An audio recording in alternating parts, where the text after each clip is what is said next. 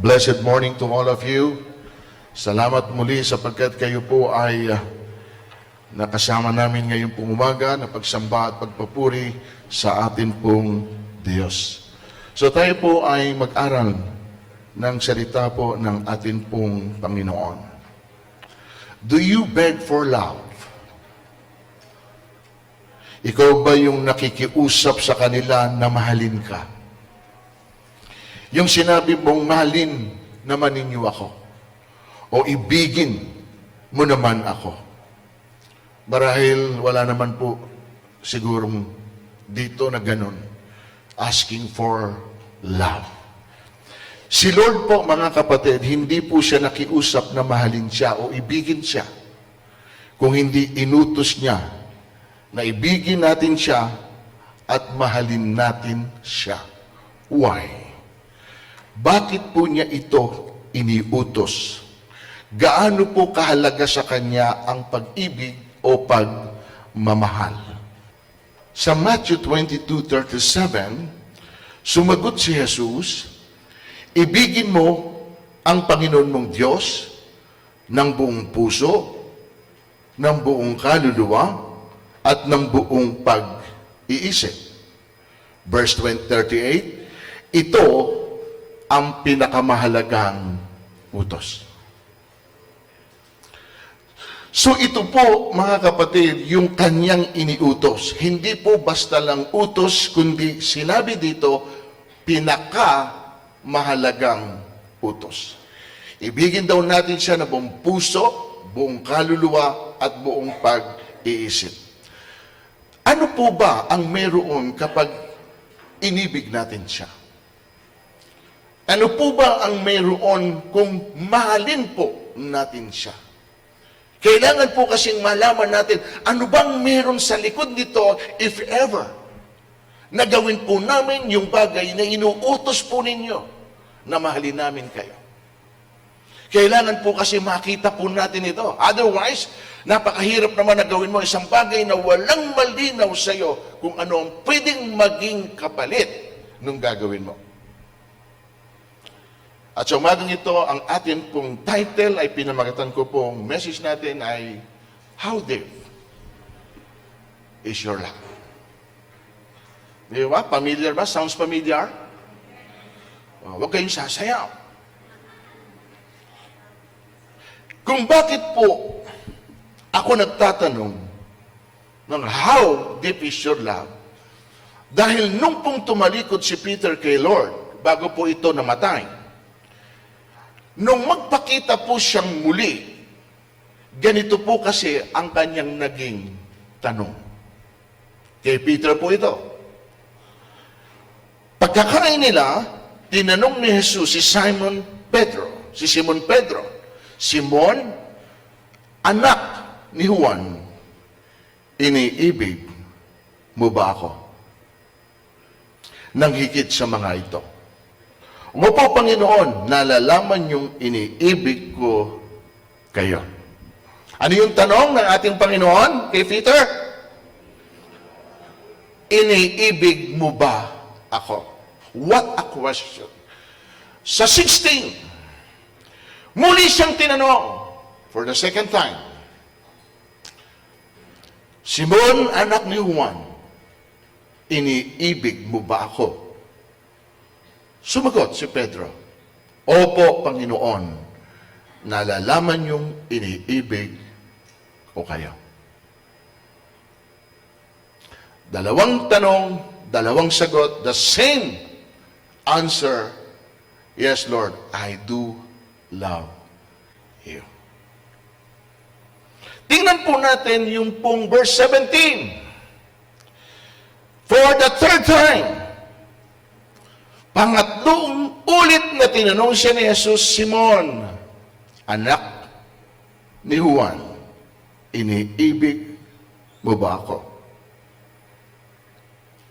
Nalungkot si Pedro sapagkat makaitlas siyang tinanong, iniibig mo ba ako?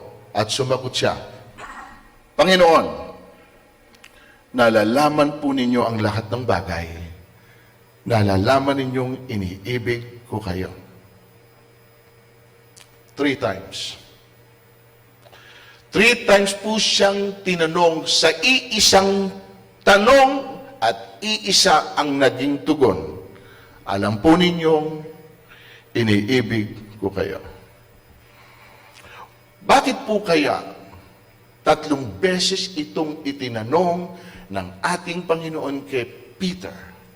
Hindi po ba sapat yung isang sagot at marinig mo from Him? Yes, Lord, I love you. Kailangan pa ba ulitin? Isa lang din ay sasagot ko sa iyo, Lord. Yes, Lord, I love you. And even sa pangatlong tanong, ang pang-apat na tanong, iisa lang ang aking magiging sagot sapagkat yun ang iyong tanong kung iniibig mo ako. Now, here's my question, not to Peter, but to all of us. Kung sakali na siya mismo ang magtanong sa iyo ngayon, with the same question he asked from Peter, ano sasagot mo? The same answer? Yun din po ba ang isasagot natin, mga kapatid? Alam niyo, sa totoo lang, di niyo na po kailangan sumagot. Bakit? Dahil alam ng Diyos at kilala ng Diyos kung sino ang sa Kanya'y umiibig. Tingnan po natin. Ngunit, kilala ng Diyos ang umiibig sa Kanya. Kilala ng Diyos. At ang totoo, hindi niya kailangan tanungin ang bawat isa sa atin. At hindi na rin natin kailangan sumagot sa kanyang tanong sapagkat alam niya mismo kung sino sa atin ang totoong umiibig. And in connection dito po sa kanyang tanong, to prove, kung talagang tayo umiibig, tayo na rin mismo ang makasasagot dito po sa tekstong ito. Kung iniibig ninyo ako, tutuparin ninyo ang aking mga utos. Sino sa palagay niyo sa atin ang hindi po sumusuway sa kanyang mga inuutos at sinasabi sa atin? Sapagkat dito, isa sa kanyang inutos, actually, hindi lang inutos, kundi pinakamahalagang utos na ibinigay, yung sinabi niyang, ibigin niyo ako. Sapagkat doon po nakapaloob ang lahat po ng mangyayari. Sapagkat kapag totoo po na tayo umiibig at nagmamahal, wala po tayong hindi gagawin doon po sa atin pong inibig at minahal. Sapagkat yun po yung nagpapatunay. Hindi mo kailangan na ito'y sabihin mo sa Kanya na mahal kita, iniibig kita, kundi minsan ipinakikita po natin ito doon sa bagay na ginagawa natin dahil yun ang gusto po niya. Are you with me, church? So, kung iniibig niyo ako, tutuparin niyo ang aking mga utos. So, nakabase dito. At alam natin sa sarili natin kung talagang iniibig natin siya o hindi. Kung sinusunod natin siya o hindi. Hindi po ba kayo nagtatanong kung bakit pilit niya po tayong ini-encourage na ibigin po natin siya at mahalin po natin siya? Ito po bang utos niya ng ito ay para po ba talaga sa Kanya o para po sa atin? Kasi kailangan po itong maliwanag sa bawat isa po, mga kapatid. Yung hubang utos niya na mahalin natin siya, ibigin natin siya, sundin natin siya, ito hubay para talaga sa Kanya dahil dun siya masaya, doon siya nalulugod kapag ginagawa natin yung kalooban niya, o yung pong nire-require niya o dinidiman niya sa bawat isa sa atin ay para po sa atin, hindi ho para talaga sa Kanya. Kasi bakit mo ko ipinupus, Lord, na mahalin kita? Kasi napakasarap po mga kapatid, yung hindi pinilit yung pagmamahal na ibinibigay mo sa Kanya, kundi yung talagang kusa mong naramdaman, kaya mo ito ipinadama. Di ba? Ano gusto nyo? Yung kusang ibinigay? O ibinigay dahil pinilit lang? Yung kusang ibinigay. Pero dito mga kapatid, iniuutos niya. Bilang isang Diyos, Lord, pinipilit mo ba kami na gawin ito sa iyo? O kaya mo ito ini-insist sapagkat alam mo sa sarili mo na kapag nangyari yung bagay na gusto mo na mahalin ka namin, ay meron po itong pakinabang at benepisyo para po sa amin na nagmamahal sa iyo. Kasi po ito ang alam ko. Lahat ng ginagawa ng Diyos ay para ho sa atin, hindi para sa Kanya. Sa unang tingin lang ay para pong sa Kanya, yung pong dinidiman niya. Pero ang totoo po nito, yun ang paraan ng Diyos para humagawa niya yung bagay na gusto niyang gawin sa bawat isa sa atin. That's the whole point, mga kapatid. Kaya pinipilit po niya na ibigin po natin siya at ito, mga kapatid, ang dahilan. Ngunit ang lahat ng umiibig sa akin, ano gusto niyang gawin?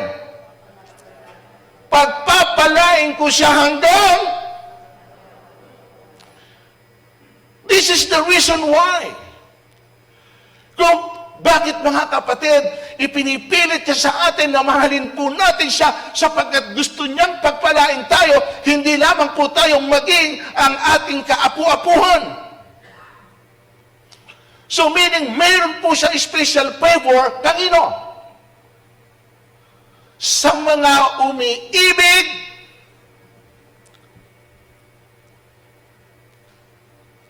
kaya ho ang binanggit doon tingnan niyo pagkakasabi, ha? Ngunit ang lahat ng umiibig sa akin, lahat.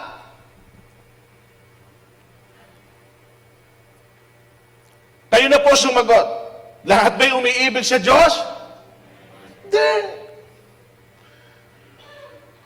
Dahil kung lahat ay umiibig sa Diyos, wala kayong makikitang mga kasamaan na nangyayari sa ating kapaligiran. Sapagkat yun nga po ang bumubuo ng kalahatan. Pag-ibig lang ang susi ng lahat. Pagmamahal. Amen po ba? So, mayroong special favor. Specifically, na binanggit niya na lahat lang na umiibig sa Kanya. Tingnan nga natin sa Deuteronomy 7:9. Ano sabi ron? Hindi marunong sumira saan? Tapat siya kanino? At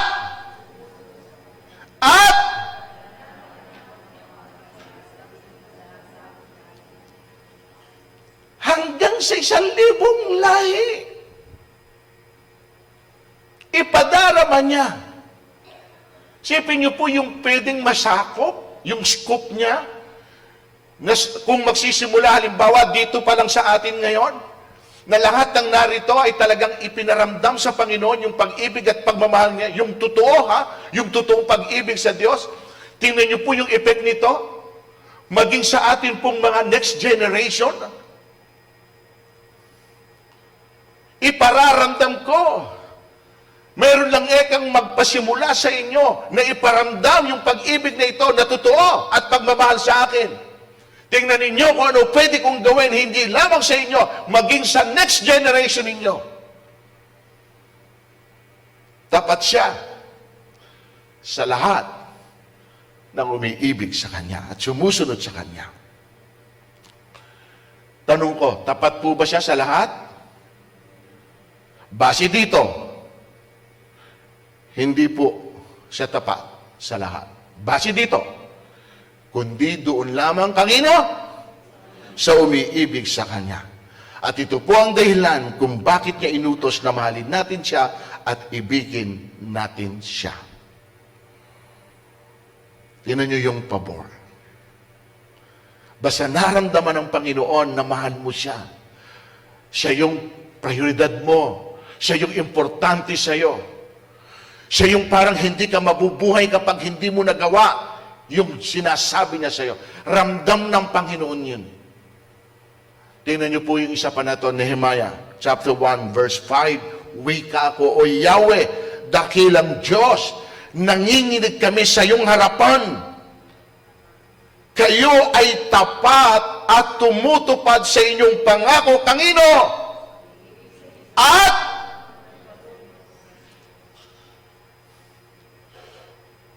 wala po tayong ibang makikita rito na paulit-ulit na sinasabi na ang Diyos ay tapat sa mga umiibig sa Kanya at dun po sa tumutupad ng Kanyang mga iniuutos. Again, hindi mo mapapatunayan sa sarili mo kung sino siya, not unless una mo munang patunayan sa sarili mo na kaya mong gawin yung inuutos niya.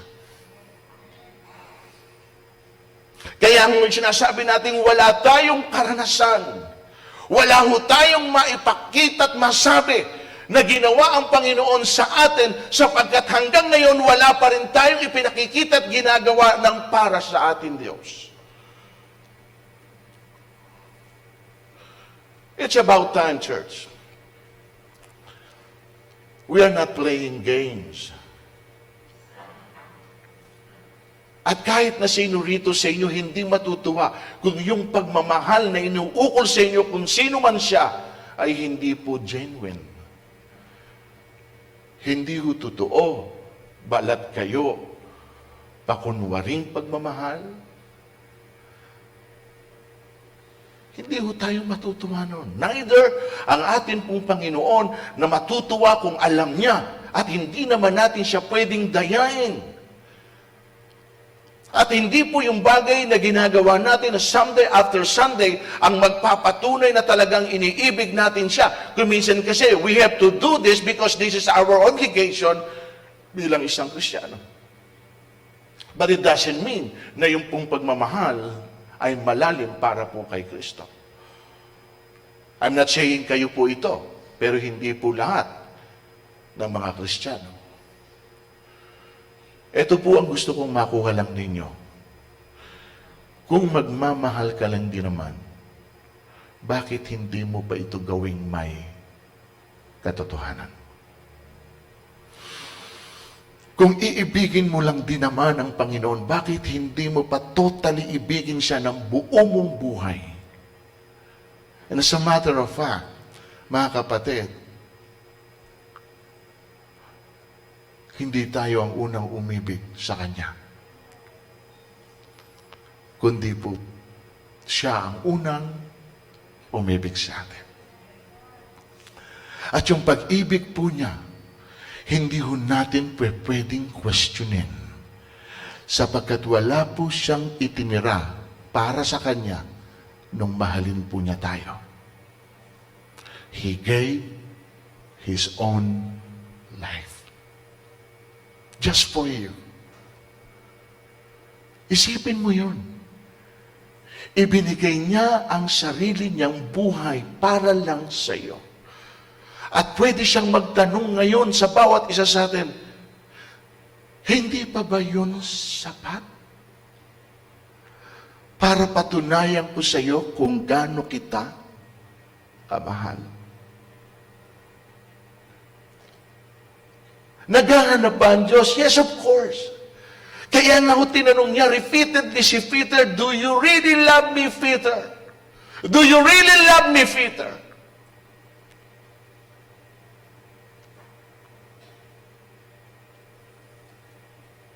Hindi dahil po mas higit na mababago ang kanyang pagiging Diyos sapagkat merong nagmahal sa kanya. Hindi po eh.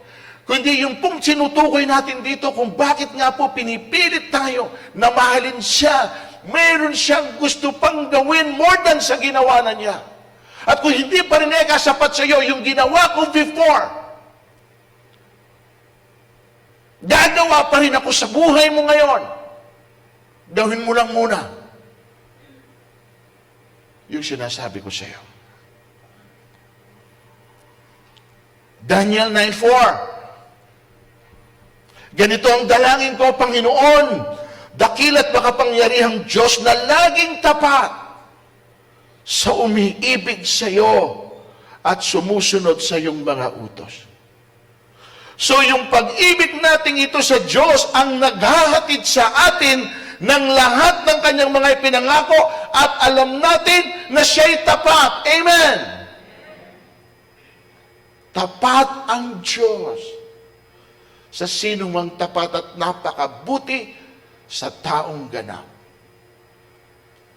Tapat ang Diyos. Now, malapit na po ako. Ano ba yung mga ipinangako niya? Sapagkat ang sinabi rito, tapat siya sa kanyang mga ipinangako. Sino rito ang nakaranas na sa sarili niya na may ipinangako ang Panginoon sa kanya dahil yun ang hinihingi niya at ibinigay sa kanya ng Panginoon? Meron na ba? Meron na. At yun po yung nagpapatutuo na ang salita ng Diyos ay tunay sapagkat ginagawa niya yung bagay na kanyang sinasabi. Hindi siya sinungaling ng tao bilang 23:19. Na kapag sinabi niya, ginagawa niya, kapag ipinangako niya, tinutupad niya. Sapagkat siya'y Diyos. And the only way nga na mapatunayan natin na totoo at tapat ang Panginoon sa kanyang sinasabi, dahil naging tapat ka rin sa iyong sarili sa bagay na ginagawa mo para sa Kanya. O ngayon, eto po, ano ba yung ipinangako niya sa Kanya, pinangako niya sa atin? O eto po, ulitin ko ha. Sabi rito ng Panginoon, ipinadarama niya ang kanyang pag-ibig at kanyang pagkalinga.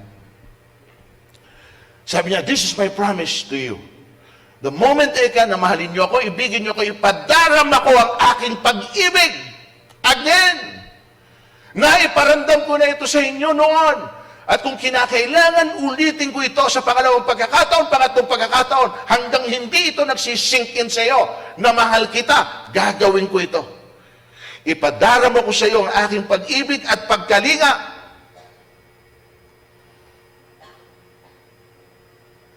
Sipin niyo yun?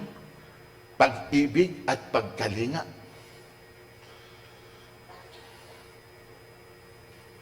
Hallelujah. Sabi rin sa Psalm 36, patuloy mong kalingain ang sa'yo'y umiibig. Patuloy mong pagpalain ang may buhay na matuwid. Patuloy mong kalingain. Pag sinabing kalingain, tangkilikin. Yung hindi kanya hahayaan sa anumang bagay sapagkat may isang Diyos na tumatangkilik sa iyo. May isang Diyos na kumakalinga sa iyo. Alam mo, para maging secure ka sa buhay na ito, sapagkat malinaw sa iyo na may kumakalinga, may nagmamalasakit, may willing na tumaya, huwag ka lang ikang mapabayaan. At yun yung sinasabi rito ng ating Panginoon, patuloy mong kalingain. Amen po ba? Hindi po ito, okay, one-time event lang. Okay, kakalingain kita ngayon, pero bukas hindi na. Ito po ay lifetime. Patuloy kitang kakalingain hanggang nangyayari sa iyo yung bagay na gusto kong mangyari at yung pong bagay na ito, ginagawa mo rin para sa akin. Lifetime na gagawin ko ito, yung pagkalinga ko sa iyo. And andun na rin po yun, Isaiah 46:4. Tinan nyo nakalagay. Ako ang inyong Diyos, iingatan ko kayo hanggang kayo tumanda, hanggang pumuti ang inyong buhok at kayo tumanda. Kayo'y nilikha ko, kaya tungkulin ko na kayo ay...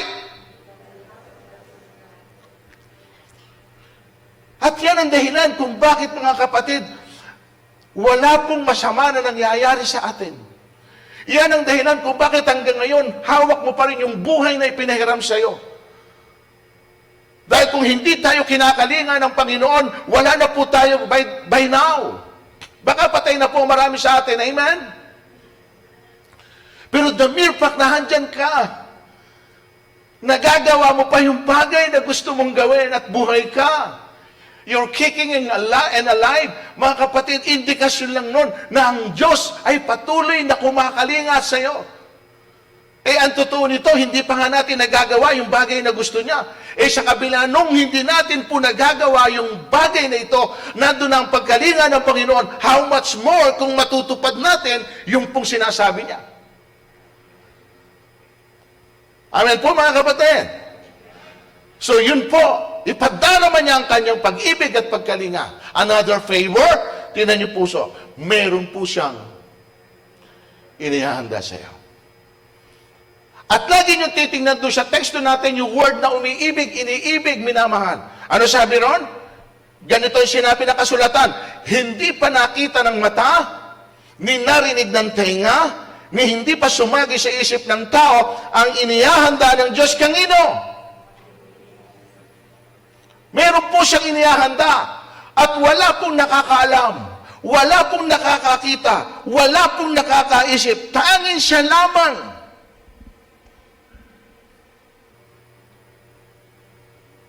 Pero kanino po ito? Yung inihahanda po niya. Kanino? Doon sa mga umiibig sa Kanya. Kita po niyo yung advantage? Kaya akala po natin, kawalan ito. Yung mahalin mo siya, ibigin mo siya, kawalan ito sa iyo. Hindi. Lahat ng ito para sa iyo. Wala ho siyang para sa Kanya. Sapagkat sabi nga nito, akin ang lahat ng bagay. Akin. At wala akong kailangan pa. Kaya nga sa 1725 ng Acts, hindi ako nangangailangan ng kahit ano, kaya ako pinaglilingkuran ng tao. Sapagkat ako may hawak ng buhay niyo, hininga at ang inyong pagkatao. In you we live and move and have our being. Walang hindi po mula at galing sa Kanya. At wala po siyang kailangan na kahit na ano sa iyo. The reason why kung bakit idinideman tayo ng Panginoon na gumawa ng isang bagay para sa Kanya, dahil yun din ang paraan ng Panginoon para maiparamdam niya sa iyo kung anuman yung ipinararamdam mo sa Kanya. Kasi yung 1825, tinan niyo yung word doon sa awit 1825, tapat ka, O Diyos, sa sino mang tapat. Tapat ka, O Diyos, sa sino mang tapat. Bakit po naging tapat ang Diyos? Kasi sinuklian mo rin ang ano?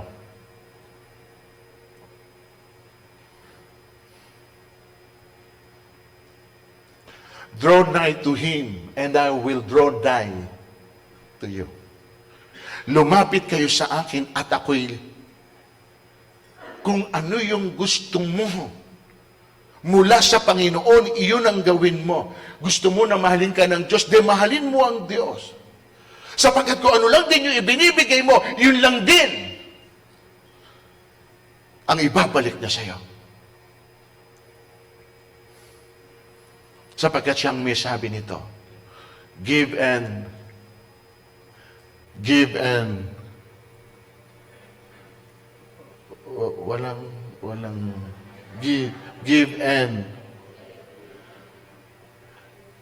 the word give, hindi ho natapos doon. Give and yun ang prinsipyo. May ibinigay ka, may tatanggapin ka. Nagbigay ka ng pag-ibig, ano ang ibabalik sa iyo? Meron ba kayong ganito? Nagbigay ka ng pag-ibig, ang isinukli sa iyo'y galit, poot? Mali po siguro yun na pagbigyan nyo ng pag-ibig. Dahil kung po totoo na yung ibinigay ko sa iyo pag-ibig at ang ibabalik mo sa akin ay galit at puot, kapatid, dun lang, kitang-kita ko na hindi ikaw yung karapat-dapat kong ibigin. At malinaw naman ang sinabi ng Panginoon, at ito, pagdurusahan mo the rest of your life. Ano yun? Sa mabuting ginawa, 17:13 ng Proverbs. Kapag ang iginanti masama, ang kapahamakan sa buhay, hindi mawawala. And hindi niyo ba napansin yun? Sa mabuting ginawa, pag ang iginanti masama, ang kapahamakan sa buhay hindi mawawala. Now, tingnan nyo to. Meron hubang masamang ginawa ang Diyos sa bawat isa sa atin? Wala. Ang lahat ng ginawa ng Diyos ay pawang mabuti. Amen? Sa bawat isa sa atin, naging mabuti ang Diyos. Tingnan ninyo kung ano sinusukli natin. Mabuti rin ba? O kasamaan? Kaya nga ho, hindi mawawala sa buhay natin ang kapahamakan sapagkat mali yung ibinalik natin sa kanyang ibinigay. Nagbigay siya ng kabutihan. Ang isinukli ng tao ay kalapastanganan. Hindi ko po sinasabing kayo yan. Nakita niyo po? What do you expect? Kung naging ganun siya sa atin, and yet ang ibinabalik natin ay hindi yung dapat niyang tanggapin. So meron po siyang inihahanda. Ang tawag dito ay surprise. Meron siyang inihahanda intended for you. Dahil ikaw lang yung umibig sa Kanya. At mabibigla ka kapag ka inireveal niya ito kung ano ito. I-explain ko uli ito para malinaw na maintindihan ninyo. Kung bakit nananatiling tahimik ang Panginoon sa anumang bagay na Kanyang ginagawa. Okay? Uulitin ko ulit.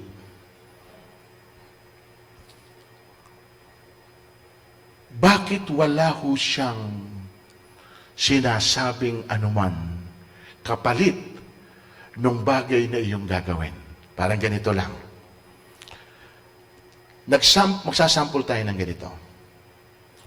Subukan ninyong magsalita na, mga kapatid, pakisabi nga sa baryo ng San Rafael na lahat ng pupunta sa linggo, 7:30 ng umaga, ay bibigyan lahat ng tigsa 10,000. 10,000 ang bawat isa. Tanong, may pupunta ba? Wala? Ha? Marami. Tama? Yung lahat ng sumagot, yun talaga ang kanilang intensyon.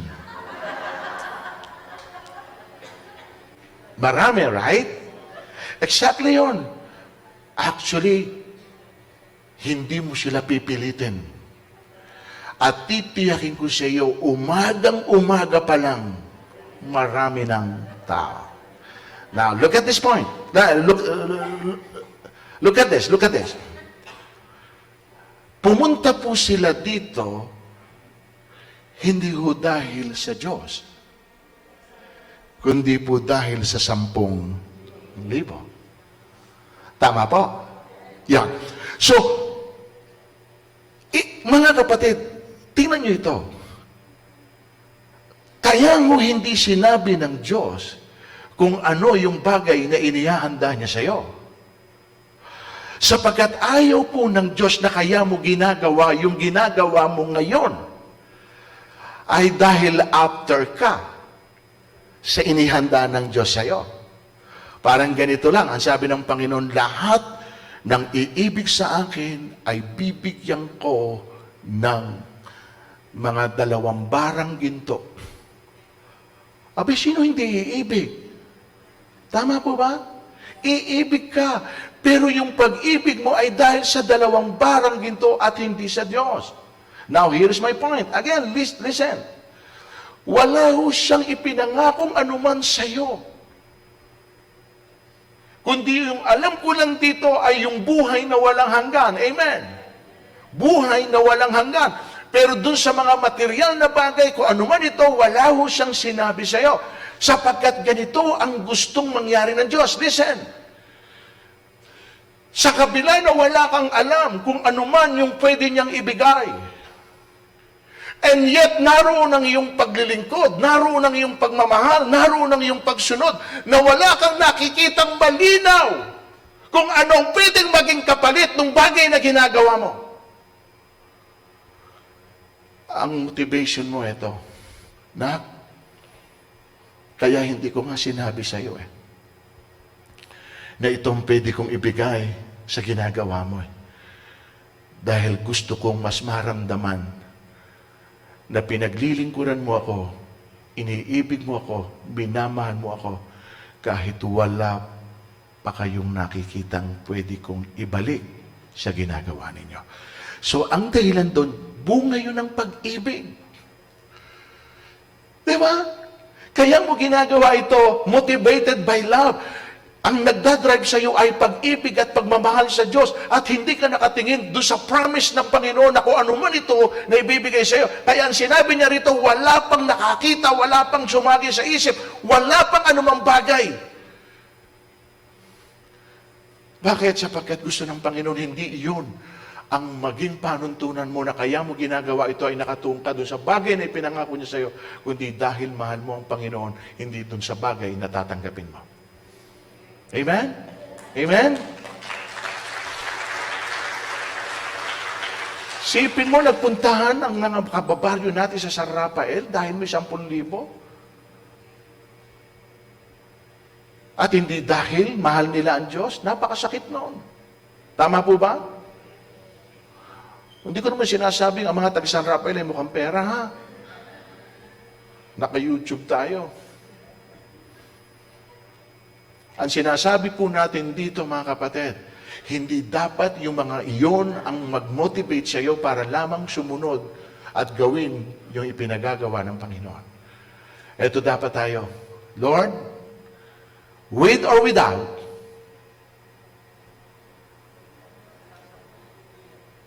di ba?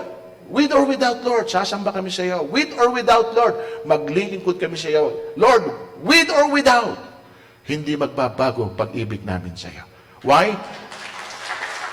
Sapagkat yun po kami. Amen? Yun ang pagparito ko, yung mahaling ka. Dahil minahal mo po ako. At wala akong pwedeng ibalik sa bagay na ginawa mo. At ito lang ang alam ko na pwede ko rin gawin para po sa inyo. Ibigay ko buhay ko. Bigay ko oras ko. Ibigay ko kung ano man ang meron ako na kayo rin ang alam kong nagbigay. So, hayaan mong maiparamdam ko ito sa iyo. Yun ang ibig sabihin dito ng ating Panginoon. At ito yung word na huli kong nabanggit. Yung buhay na kanyang ipinangako. Mapalad ang taong nananatiling tapat sa kabila ng mga pagsubok sapagkat matapos siyang subukin, tatanggap siya ng putong. Ito ang buhay na ipinangako ng Panginoon. Kanino? Sa mga umiibig sa Kanya. Ngayon, mga kapatid, isa ka ba sa umiibig sa Kanya ng buong puso, ng buong kaluluwa, at ng buong pag-iisip? Kaya mo bang tayuan yan sa harapan ng Panginoon ng walang pag-aalinlangan, na masasabi mo na mahal mo siya at meron kang mas ibang mahal kaysa sa Kanya? Masasabi mo ba yun, Lord, ikaw lang, nag-iisang ikaw, o meron ka pang ibang pinag-uukulan ng iyong pagmamahal, oras at panahon? Yan po ang dahilan kung bakit ito nasabi ng Panginoon sa iyo. Yan ang dahilan. Ito po sinabi niya. Basahin niyo sabay-sabay.